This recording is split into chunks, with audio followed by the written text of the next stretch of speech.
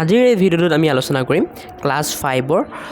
যিখন ইংলিছ কিতাপ আছে সেই ইংলিছ কিতাপখনৰ তোমালোকৰ লেসন 3 নাম কি লেসন 3টোৰ নাম হ'ল তোমালোকৰ বাৰ্ড টক আজি এই লেসনটো সকলো তোমালোকক কি কৰিম মই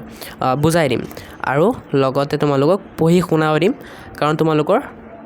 এটা কবিতা হয় এই কবিতাটো তোমালোকৰ স্কুলত পঢ়িব দিব তোমালোকক ঠিক আছে সো মোপা শুনি তোমালোকে পঢ়া শিকি লোৱা আৰু স্কুলত গৈ পঢ়ি দিবা এনেকৈ ধুনীয়াকৈ ঠিক আছে লগতে তোমালোকে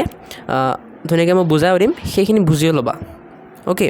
আৰু তোমালোকে কবিতাটো মুখস্থ কৰি ল'বা কাৰণ কবিতাটো পৰীক্ষাত মুখস্থ লিখিবলৈ আহে লগতে মই তোমালোকক কি কৰিম পঢ়িটো দিমেই লগতে মই তোমালোকক তলত অসমীয়াত লিখিও দিম উচ্চাৰণবোৰ ঠিক আছে অসমীয়াত উচ্চাৰণবোৰ লিখিও দিম যাতে তোমালোকৰ সুবিধা হয় সো পঢ়ো বলা কবিতাৰ নাম হ'ল বাৰ্ড টক মানে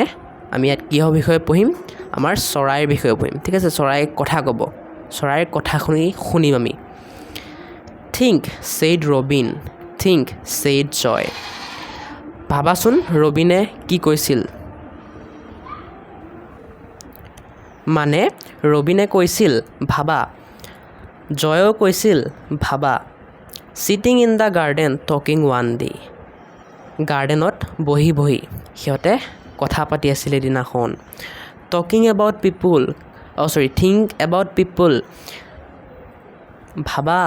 কাৰ বিষয়ে মানুহৰ বিষয়ে পিপলৰ বিষয়ে দ্য ৱে দে গ্ৰ' সিহঁতে কেনেকৈ ডাঙৰ দীঘল হয় তাৰ বিষয়ে দে ডোণ্ট হেভ ফেডাৰ্ছ সিহঁতৰ যে কোনো ফেডাৰ্ছ নাই পাখি নাই তাৰ বিষয়ে at all you know' they don't eat beetles তেওঁলোকে বিটলছ নেখায় বিটলছ কি হয় এবিধ পোক হয়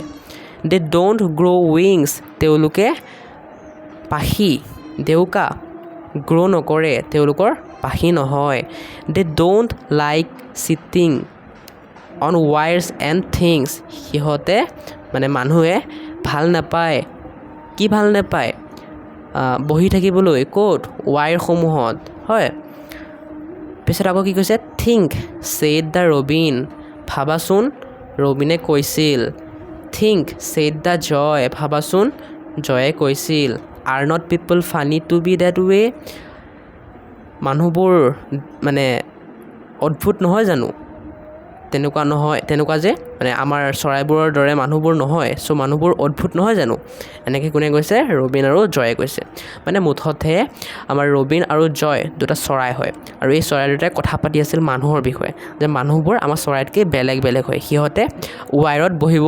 ভাল নাপায় সিহঁতৰ কোনো পাখি নাই সিহঁতৰ আমাৰ দৰে ডাঙৰ দীঘল নহয় এনেকৈয়ে মানুহৰ বিষয়ে কথা পাতি আছে আৰু লাষ্টত কি কৈছে যে মানুহবোৰ বহুত অদ্ভুত হয় কিয় কৈছে কাৰণ মানুহবোৰ চৰাইৰ দৰে নহয় সিহঁতৰ দৰে নহয় সেইকাৰণে ঠিক আছে চ' এইটো আছিল কবিতাটোৰ তোমালোকৰ এক্সপ্লেনেশ্যন আৰু লগতে তোমালোকক মই পঢ়িও শুনাই দিছোঁ এতিয়া যাক অসমীয়াত লাগে উচ্চাৰণবোৰ মই তোমালোকক লিখি দিছোঁ তোমালোকে লিখি ল'ব পাৰিবা থিংক ছেড দি ৰবিন ঠিক আছে think said the jay sitting in the garden এনেকৈ ধুনীয়াকৈ লিখি দিছোঁ তোমালোকে লিখি লোৱা talking one day think about people the way they grow'